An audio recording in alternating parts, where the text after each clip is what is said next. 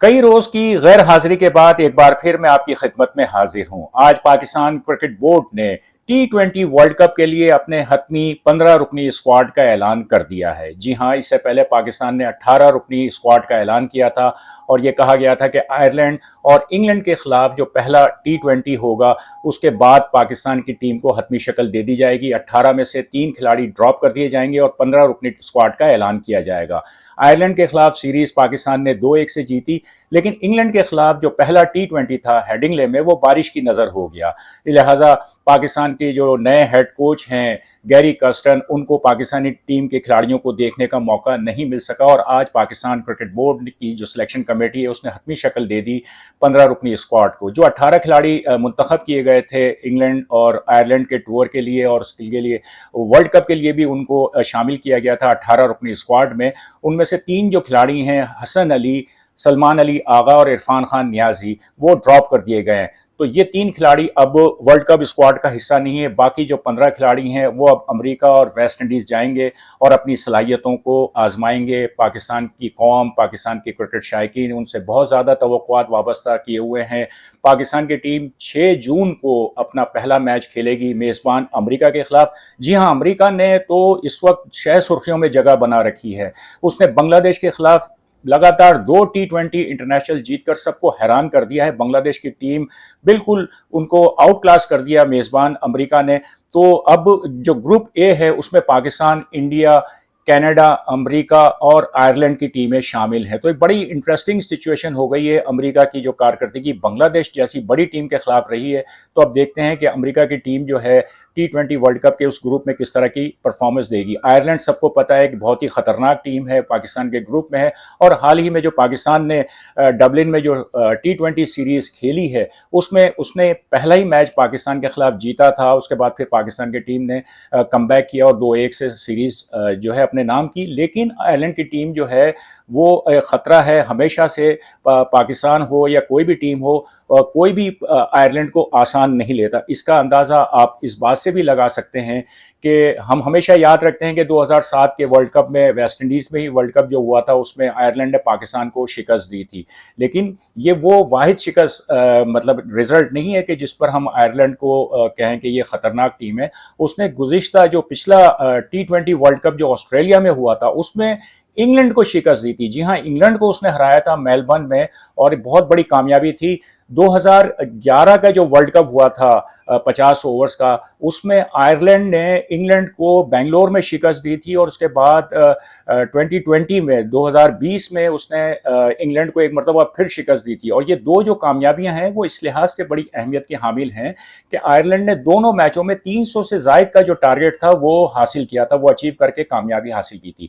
تو آئرلینڈ ایک مضبوط ٹیم کے طور پر جو ہے وہ اس گروپ میں موجود رہے گی، اور امریکہ نے بھی جو ہے بڑی زبردست پرفارمنس دی ہے۔ لیکن بہرحال پاکستان کا اور انڈیا کا جو تجربہ ہے، جو ورلڈ کلاس ٹیمیں ہیں ان کا ایکسپیرینس اپنی جگہ ہے، تو پاکستان اور انڈیا کے میچ کو جو ہے وہ بہت زیادہ لوگ جو ہیں وہ انتظار میں ہیں۔ نیو یارک میں وہ میچ ہوگا، تو اب دیکھتے ہیں کہ پاکستان کی ٹیم اس T20 ورلڈ کپ میں کس طرح کی پرفارمنس دیتی ہے۔ جہاں توقعات زیادہ ہوتی ہیں وہاں کچھ اندیشے بھی ہوتے ہیں، کچھ جو کہنا چاہیے کہ خدشات بھی ہوتے ہیں۔ تو یہی صورتحال اس وقت پاکستان ٹیم کے ساتھ موجود ہے۔ بظاہر بہت ہی بیلنس ٹیم جو ہے وہ سلیکٹ ہوئی ہے، اس سے زیادہ بہتر انداز میں ٹیم سلیکشن نہیں ہو سکتا تھا۔ ایک آدھ کھلاڑی کا جو ہے وہ سلیکشن پہ یقیناً کوشچن مارک ہیں، کچھ پہ بات ہو رہی ہے کہ ان کھلاڑیوں کو ٹیم میں ہونا چاہیے تھا، لیکن مجموعی طور پر دیکھیں تو نئے اور تجربے کار کھلاڑیوں کا جو ہے وہ ایک کمبینیشن جو ہے وہ سلیکٹرز نے ترتیب دیا ہے، جس میں سائم ایوب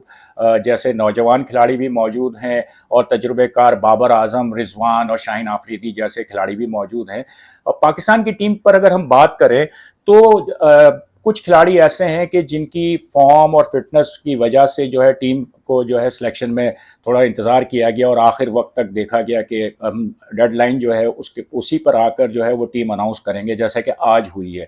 اگر ہم حارث رؤف کی اگر ہم بات کرتے ہیں تو سلیکشن کمیٹی کا کہنا ہے کہ وہ فٹ ہیں اور نیٹ میں انہوں نے اچھی بالنگ کی ہے۔ بدقسمتی سے ابھی تک انہیں کوئی بڑا میچ یا کوئی میچ کھیلنے کو ہی نہیں ملا ہے جب سے وہ فٹ ہو کر ٹیم میں واپس آئے ہیں۔ ٹیم جب اناؤنس ہوئی ہے، جب ٹیم میں وہ شامل ہوئے ہیں، اس کے بعد سے وہ کوئی میچ نہیں کھیلے۔ PSL میں وہ انفٹ ہو گئے تھے اور اس کے بعد سے وہ کوئی मैच बाकायदा वो नहीं खेल पाए हैं।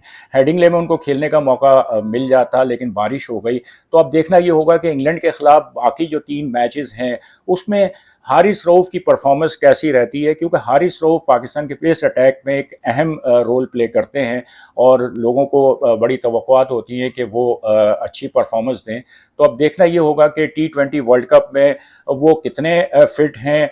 मैच प्रैक्टिस नहीं है उनकी, तो इंग्लैंड के खिलाफ ये 3 मैचों से इनको मैच प्रैक्टिस भी मिलेगी और अगर वो फॉर्म में आते हैं तो ये खुशाइन बात होगी पाकिस्तान के नुक्ता नज़र से। मोहम्मद आमिर की अगर हम बात करें तो एक बार फिर उनकी वापसी हुई है। इससे पहले 2019 के वर्ल्ड कप के मौके पर भी वो टीम में नहीं थे, लेकिन उनको फिर टीम में लिया गया था और उस वर्ल्ड कप में उन्होंने 17 विकेटें हासिल की थी।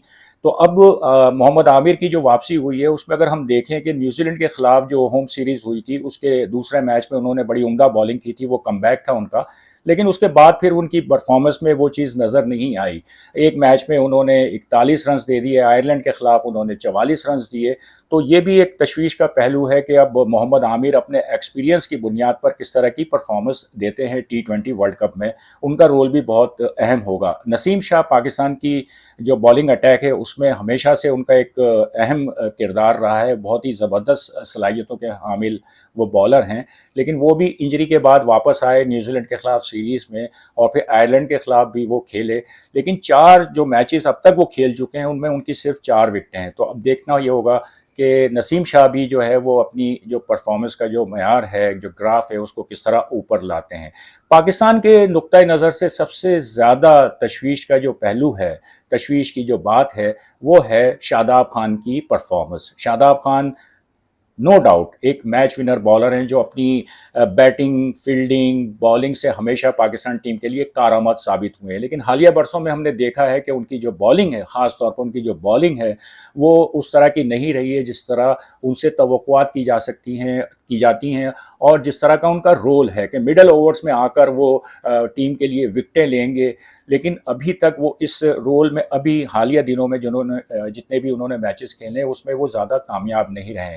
आयरलैंड के खिलाफ भी एक मैच में वो बहुत ही एक्सपेंसिव साबित हुए, 4 ओवर में उनके 54 रन्स हुए। तो सिर्फ यही एक कारकर्दगी नहीं है जिसकी बुनियाद पर हम कह सकें कि शादाब इस वक्त ऑफ कलर हैं या उनकी फॉर्म नहीं है। इससे पहले भी जो 2 बड़े इवेंट उन्होंने खेले थे और उसमें बहुत ज़्यादा तवक्कुआत उनसे वाबस्ता थी, वो पूरी नहीं हो सकी थी। एशिया कप श्रीलंका में था, उसमें भी वो नाकाम रहे, उस तरह की बॉलिंग नहीं। और फिर इंडिया में जो वर्ल्ड कप हुआ था उसमें भी शादाब खान जो है वो बॉलिंग में कोई अपना असर नहीं दिखा पाए थे। तो ये 2 ऐसी बड़े इवेंट है कि जिसमें उनको कामयाबियां नहीं हुई। तो अब देखते हैं कि इस T20 वर्ल्ड कप में चूँकि सेलेक्टर्स ने उन पर एतमाद किया है, उसामा मीर पर उनको तरजीह दी है।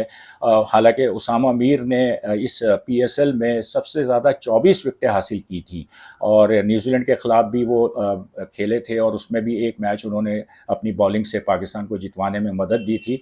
तो लेकिन तजर्बा जो है उसकी बुनियाद पर, एक्सपीरियंस की बुनियाद पर शादाब खान को जो है फ़ौक़ियत दी गई है। तो अब बहुत बड़ा इम्तिहान, बहुत बड़ी आजमाइश, चैलेंज होगा शादाब खान के लिए भी कि वो किस तरह की परफॉर्मेंस देते हैं। अब हम बात करते हैं नौजवान खिलाड़ी साइम अय्यूब की। साइम अय्यूब एक ज़बरदस्त टैलेंट, 2 साल से डोमेस्टिक क्रिकेट में बहुत अच्छी परफॉर्मेंस दी, फर्स्ट क्लास मैचों में भी बहुत ज़बरदस्त परफॉर्मेंस दी, जिसकी बुनियाद पर उनको ऑस्ट्रेलिया में टेस्ट कैप भी दी गई।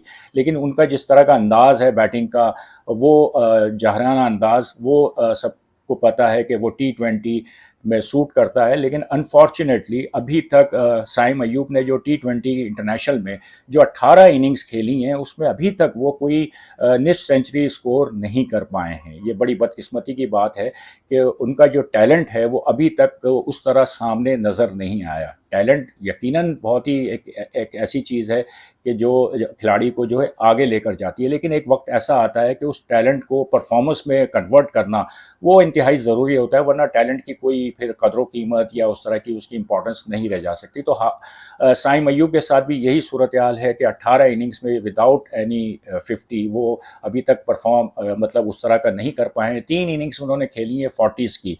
कप्तान बाबर आजम का उन पर बहुत ज़्यादा कॉन्फिडेंस है। बाबर आजम ने उनके साथ पेशावर ज़ल्मी में ओपन किया है और दोनों की जो पार्टनरशिप है वो बहुत ही ज़्यादा कामयाब रही है। लेकिन इंटरनेशनल लेवल पे आके साइम अयूब अभी तक उस तरह की परफॉर्मेंस नहीं दे सके हैं।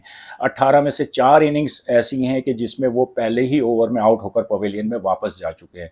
तो अब साइम अयूब के लिए भी एक बहुत बड़ा इम्तिहान, बहुत बड़ी आजमाइश, एक चैलेंज होगा कि वो इस बड़े इवेंट को अपनी कारकर्दगी से किस तरह यादगार बनाते हैं, या अनफॉर्चुनेटली अगर वो परफॉर्म नहीं कर सकते तो फिर जो है वो ज़ाहिर सी बात है कि ड्रॉप हो सकते हैं टीम से। तो एक बहुत बड़ा कहना चाहिए बदकिस्मती होगी कि उन जैसा एक टैलेंटेड जो बैट्समैन है वो अगर परफॉर्म नहीं करता है और वो फिर पीछे रह गया, और फिर उसको कमबैक करने के लिए फिर दोबारा आना पड़ेगा। अपने जो हम असर साथी खिलाड़ी हैं जिनसे उनका मुकाबला है, उनसे फिर उनको कम्पीट करना पड़ेगा और टीम में फिर जगह बनानी पड़ेगी। तो उम्मीद यही की जा सकती है कि T20 वर्ल्ड कप में हम साइम अयूब को एक बहुत ही अच्छी फॉर्म में, एक बहुत अच्छे अंदाज से देख सकेंगे, और नो लुक के बजाय हम मतलब भरपूर लुक के साथ उनको देखें, और उनकी जो बैटिंग है वो जो है उसकी झलक जो है हमें नज़र आए T20 वर्ल्ड कप में।